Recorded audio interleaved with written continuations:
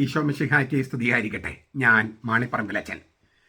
സ്മിർനായിലെ ഗർമാനിക്കുസ്, സ്മിർനായിലെ വിശുദ്ധ ഗർമാനിക്കുസ് അല്ലെങ്കിൽ ജർമാനിക്കുസ്. ഈ സ്മിർന എന്ന് പറയുന്നത് തുർക്കിയിലെ സ്ഥലമാണ്, ഇപ്പോഴത്തെ മോഡേൺ തുർക്കി, അന്നത്തെ ഏഷ്യ മൈനർ. ഈ പോളികാർപ്പ്, സ്മിർനായിലെ പോളികാർപ്പ് നമുക്ക് വളരെ പരിചയമുള്ള ഒരു വിശുദ്ധനാണ്. ആ വിശുദ്ധൻ്റെ ആത്മീയ ശിഷ്യനായിരുന്നു ഈ ഗർമാനിക്കുസ് അല്ലെങ്കിൽ ജർമാനിക്കുസ്. രക്തസാക്ഷിയായിട്ടാണ് അദ്ദേഹം മരിച്ചത്.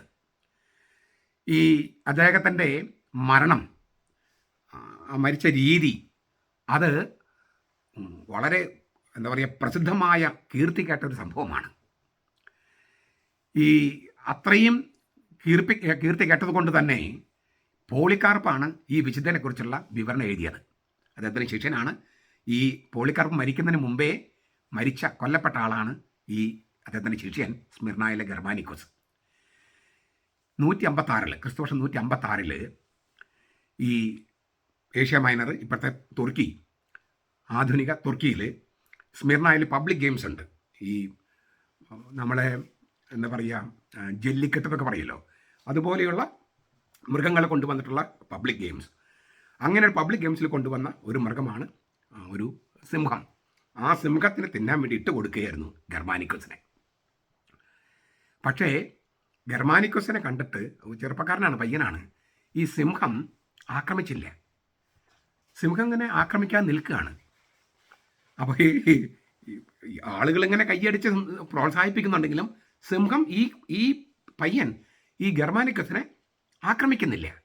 അപ്പോൾ മരിക്കണമല്ലോ, രക്തസാക്ഷിയായി മരിക്കണമെന്ന് മോഹമാണ്. അതുകൊണ്ട് ഈ ഗർമാനിക്കുസ് ഈ സിംഹത്തെ പ്രൊവോക്ക് ചെയ്യാൻ ശ്രമിച്ചു. അങ്ങനെ പ്രൊവോക്ക് ചെയ്ത് അവസാനമാണ് സിംഹം ആക്രമിച്ച് കൊന്നത്. അതായത് ക്രിസ്തുവിന് വേണ്ടി മരിക്കുന്നതിൻ്റെ ആനന്ദമാണ് ഈ ഗർമാനിക്കുസ് കാണിച്ചത്, സ്മിർനായിലെ ഗർമാനിക്കുസ്. ഞാൻ ആവർത്തിക്കുക, രക്തസാക്ഷികൾ ആളത്തമായ അവരുടെ ആത്മാവ് സ്വർഗത്തിൽ സിംഹാസനം തൊട്ട് താഴെയാണ് ഇരിക്കുന്നത്. വെളിപാട് പുസ്തകം 6-ാമത്തെ അധ്യായം 9 മുതൽ 13 വരെ. അവിടെ ഇരിക്കാനുള്ള മോഹം നമുക്കും ഉണ്ടാകട്ടെ. ക്രിസ്തുവിന് വേണ്ടി ജീവിക്കുന്നതും രക്തസാക്ഷിത്വം, മരിക്കുന്നതും രക്തസാക്ഷിത്വം. നമ്മളും അങ്ങനെയാകട്ടെ. നമ്മുടെ കർത്താവ് ഈശോ മിശിഹായുടെ കൃപയും പിതാവായ ദൈവത്തിൻ്റെ സ്നേഹവും പരിശുദ്ധാത്മാവിൻ്റെ സഹവാസവും നാം എല്ലാവരോടും കൂടി ഉണ്ടായിരിക്കട്ടെ, ഇപ്പോഴും എപ്പോഴും എന്നേക്കും. ആമേൻ.